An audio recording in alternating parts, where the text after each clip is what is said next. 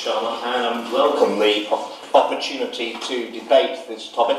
I've been calling for this debate for some months, and I thank the 156,000 electors who've voted for us to have this debate today. And the pandemic treaty must be viewed in coordination with the changes, proposed amendments to the international health regulations. As George Santanea said, that those who fail to learn the lessons of history are doomed to repeat them, and I do have some severe worries that the lessons of the last pandemic have not been learned by the WHO themselves, and we are in danger of giving them more powers to enable them to overreach themselves and repeat those same catastrophic mistakes again. I would like to start by talking about the WHO itself. As my honourable friend Don Valley pointed out, it was founded in 1948, a specialised agency of the United Nations responsible for international public health. It consists of 192 member states, basically the whole of the UN membership, excluding Liechtenstein and the Holy See. And it was based originally on a WHO constitution, which is still today, but this constitution will be fundamentally changed by the two instruments that are in the pipeline following the COVID-19 pandemic. The WHO is domiciled in Geneva, and so it has special status. Its employees are exempt from tax, and they and their families all have diplomatic immunity. It is indeed a supranational body, unelected and unaccountable. I think my constituents would fear that. How is the WHO set up? Well, it has something called the World Health Assembly. It meets yearly in Geneva.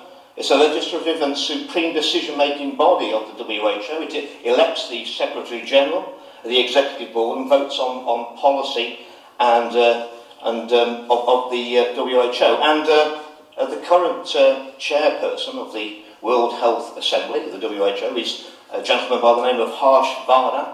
In 2021, Mr. Sharma, the Indian Medical Association, the Indian version of the BMJ, the largest association of doctors in India, issued a statement where he objected to Vardhan, who was endorsing Coronel, a product that was being made in India. The IMA, the Indian Medical Association, questioned the ethics of a health minister, Mr. Vardhan's health minister at the time, of that country to release a fabricated and unscientific product onto the people of India. He's since gone on to become chairperson of the WHO, who are going to be presiding over this new treaty that's going to be sitting before every government in the world. Given that he resigned from the cabinet in India over this controversy, why is he ever being trusted with greater responsibility? It seems he's failed upwards, like many of the WHO and the WHA. So, the original ideals of the WHO were completely laudable. The WHO is to serve the health of the people. It's governed by its member states who will implement health policy in the interest of our people. State sovereignty and the rule of law will be respected. That's under Article 3 of the International Health Regulations, before they're amended. People's self-determination will be fully respected. All human rights, conventions and other acts will be respected that countries have joined up to. That was protected under Article 54 of the original regulations of human rights. But who's now funding the WHO? Like many of our regulators in the UK, the MHRA, 86% funded by industry sources. The Joint Committee on Vaccination and Immunisation, and their personal declarations, they declared over £1 billion of interests in Big Pharma, the thing they were set out to regulate. This undermines public confidence. Well, the WHO now is no longer anything like majority funded by its member states, the people who it is seeking to control.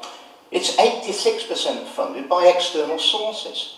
And I'm not sure that my honourable friend for Winchester is correct. The UK is not the third largest donor. The second largest donor is the third largest donor. The second largest donor after Germany is the Bill and Melinda Gates Foundation.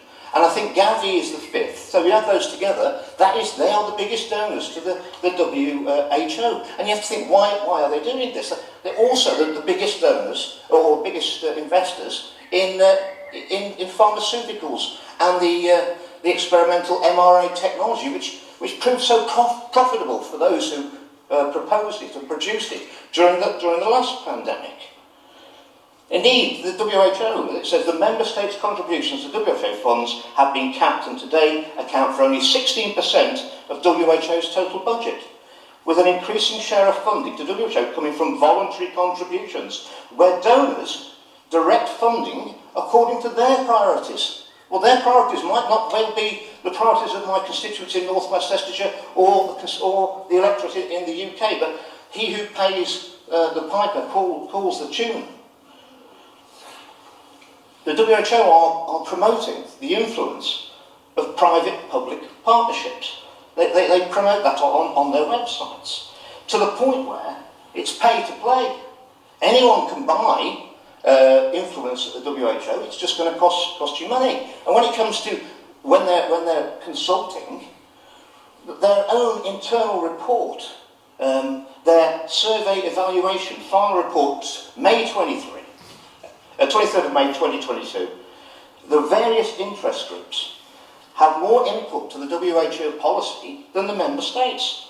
It said under the WHO's own figures that the member states' only participation was 40% of the input, whereas 60% came from non-member states and 276 stakeholders. So it's clear there's a strong external influence on the policy of the WHO, an entity which, if the amendments to the International Health Regulations and the Pandemic Treaty were to be passed, and doing nothing is not an option. If this House does nothing and does not vote, they will come to pass by May 24. So doing nothing is not an option. It isn't going to go away.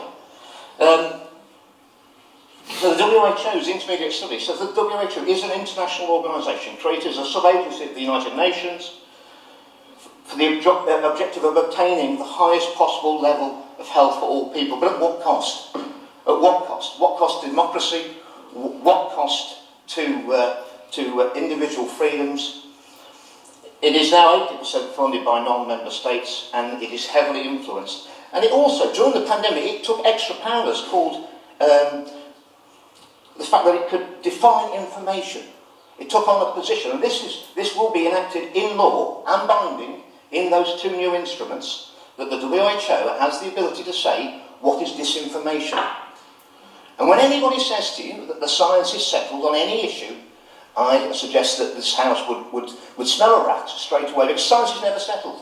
There is always open for modification, for new things to be discovered, theses to be refined, and what the WHO is saying is that the WHO will be the arbiter of what the science is, and that cannot be right.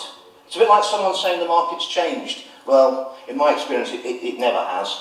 So that is a huge grab of power, and the two instruments, the Pandemic Treaty and the amendments to the International Health Regulations, are progressing in parallel. And for those who, I just really worry whether colleagues in this have actually read the treaty, because clearly, when you take out the words "not binding" as an amendment, it then becomes binding. These are binding treaties. If we do nothing, these treaties are binding. They're legally binding across all the nations. They're bringing in an idea called One Health. So, and this then extends the ability of the Director General of the WHO to call a public health emergency of international concern, which incidentally is abbreviated to FAKE. FAKE. So, and it says that he can bring it in on suspicion, the risk of an international incident. It doesn't even have to be about a pathogen that's affecting humans. It can affect animals. It's taking the powers because of the environment, or an increase in the levels of CO2. I suggest that Honourable and Right Honourable Members read the treaty. It is a massive extension of powers. And at the drop of a hat, one man, Mr. Tedros, can call for massive powers to the WHO, And not only will he call when he takes the powers, he will decide when the pandemic or the emergency is over, and when he'll possibly give us the powers back to this House, where elected representatives are supposed to be representing the interests of our constituents. Well, that will all be suspended. And I would, while we're talking about Mr. Tedros, I mean, I would just remind the House that this gentleman who will be deciding the fate of the world, it will be within his gift to call these emergencies. The conduct of the WHO in the recent Ebola outbreak in the Democratic Republic of Congo, where 83 individuals who are working for the WHO sexually abused local women, and including the sexual assault of a 13-year-old girl. And it was all covered up, Mr. Sharma. And in a leaked document from the WHO, which would have been in front of Mr. Tedros' committee, a confidential UN report submitted to the WHO last month concluded that the manager's handling of the case didn't violate WHO sexual exploitation policies because the woman concerned was not a beneficiary of WHO aid since she didn't receive any humanitarian support. That is completely unacceptable. If that's the rules of an organisation will be deciding whether my constituents are locked down for 6 months, 3 months, and whether they can go and see their granny, I don't think it's acceptable. Also, these new treaties, they compress the time for governments at mandatory reporting lines of 72 hours from when a risk to public health has to be reported to the WHO, and he'll make a decision. This is far too little time for any research, any meaningful research to be done as to what the real risk is, and it will lead to lots of potential for false alarms and unnecessary disruption. These are huge powers that these two instruments would seek to take away from this Parliament and every other Parliament around the world, and they need to be considered very, very strongly. Sticking your head in the sand isn't going to do. It won't do for my constituents. You know, if we learn anything from the vote we had in 2016, is that people in this country, they do not want to be ruled by unelected, unaccountable bureaucrats. And there's no one more unaccountable and unelected of people in the WHO who don't pay tax, and they and their families have immunity from prosecution because they've got diplomatic immunity. They're also under the huge financial interests of whoever wishes to fund them. So many experts are now saying that these two instruments would fundamentally reset the relationship between citizens and sovereign states, not in this country, but also around the whole world. Unelected, unaccountable, top-down, supranational body, the WHO. What these treaties will do will empower that Director General to impose sweeping, legally binding, they are legally binding directions on member states. They have the power then to force companies in this country, or any other country, to manufacture certain medical treatments and to export them to other countries, and be told to do it. He'll have the power to shut down any business in this country, regardless of what the local people think, or even this Parliament think. It takes away all the protections that being in a democracy offers. It actually takes away Article 3 in the original Constitution, which is the respect of human right and dignity. That goes and is replaced by a bland statement saying that there will be equity.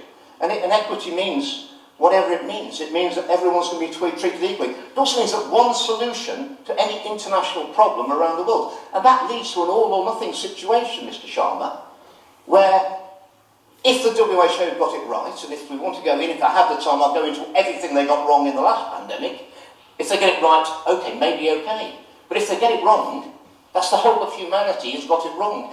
There's no competition, and if there was only one car manufacturer, only one solution, I'm not sure it would be the best car that we could ever have. I think competition between nations for solutions is a good thing. I have grave concerns over these two instruments. And we have grave concerns. I have grave concerns to consider who's actually running and controlling the WHO organisation. It'd be foolish not to see that the big pharmaceutical giants with their lobbying power, they have huge influence over the direction of the WHO, and like many multinational corporations, their size and scale supersedes even national governments. With over 8% of the WHO three-year budget now specified funding, and they have the ability to direct policy. I think it's fair to say we're drifting away from the WHO's original noble ethos of promoting democratic, holistic approach, cooperation to public health. The WHO let us down over COVID with their response. In January 2020, as already been pointed out, they were still telling us that there wasn't person-to-person transmission of the virus. That was wrong. That was wrong. And then they prescribed lockdowns and mass vaccination during a pandemic which drove mutations. The pandemic response by the WHO and the national governments should be a cautionary tale on the impact on citizens of handing power to the state, and should certainly not be a template for going further and faster in terms of signing away rights and liberties. Indeed, the pandemic response was so brutally illustrated, the profit-optimised version of the greater good pursued by the WHO often clashes even with children's health. Before I spoke out on the 13th of December with regard to the risks of the experimental mRNA vaccines, the MHRA were looking to authorise the vaccination of children down to the age of 6 months in this country. I'm very grateful that the government listened, and we didn't do that. Indeed, it was then pushed back to people over 50, and after my speech on the 17th of March, I'm delighted that the government now has put it back to only those over 75. That's in a few months, that's a huge difference from we're going to vaccinate everybody, and I think that tells the tale of, if we were all under one rule, we'd be doing exactly the opposite of what this country has individually decided to do. So while we're on the subject of opaque, undemocratic organisations, it's interesting what the EU are doing. Well, the EU are actually they think that we need to strengthen all this, and they're going to set up, not only will the WHO be allowed to have a department of misinformation, they'll be the arbiters of whatever the truth is during an emergency. The EU are going to take over exactly the same policy, and they're going to have their own as well. So when we have a pandemic situation, there will be only one version of the truth. Well, that's not very good for science, is it?